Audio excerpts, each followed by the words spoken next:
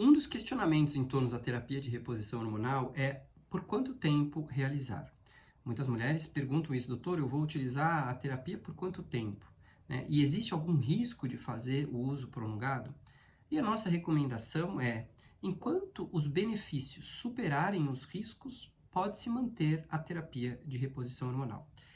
E o que eu quero trazer para vocês que agora, no começo desse mês, foi feita uma publicação numa revista bastante importante da nossa especialidade, a menopause, em que se avaliou o uso de terapia de reposição hormonal em mulheres acima de 65 anos, ou seja, qual é o impacto da terapia de reposição hormonal na saúde das mulheres acima dos 65 anos. Então, foi comparado mulheres que estão usando terapia de reposição hormonal acima dos 65 anos com aquelas que nunca fizeram uso ou aquelas que fizeram uso e pararam antes dos 65 anos.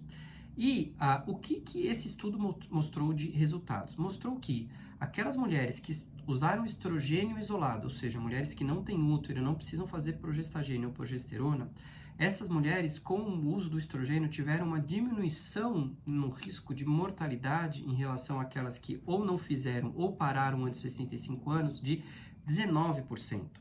Uma diminuição de 16% no risco de câncer de mama e uma diminuição de 12% no risco de câncer de colo retal. Né? Então, foi favorável em relação a esses aspectos que foram avaliados. Já aquelas mulheres que fizeram uso da terapia combinada, ou seja, estrogênio mais progestagênio ou progesterona, já explicamos aqui a diferença entre progestagênio e progesterona, houve um aumento sim no risco de câncer de mama. Esse risco foi em torno de 10 a 20% em relação a mulheres que nunca usaram TH ou mulheres que chegaram a usar e pararam. Porém, teve uma diminuição em torno de 45% no risco de câncer de endométrio, uma diminuição de 21% no risco de câncer de ovário e uma diminuição no risco de infarto e evento tromboembólico em torno de 5%.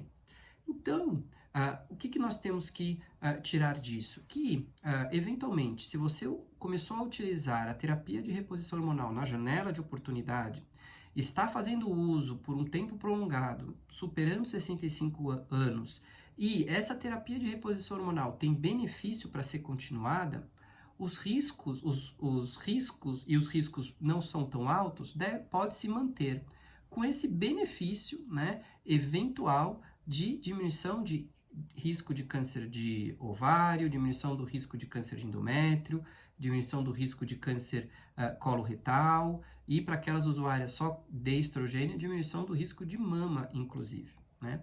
Então, a mensagem é, enquanto estiver tendo benefício com o uso da terapia de reposição hormonal, pode se manter.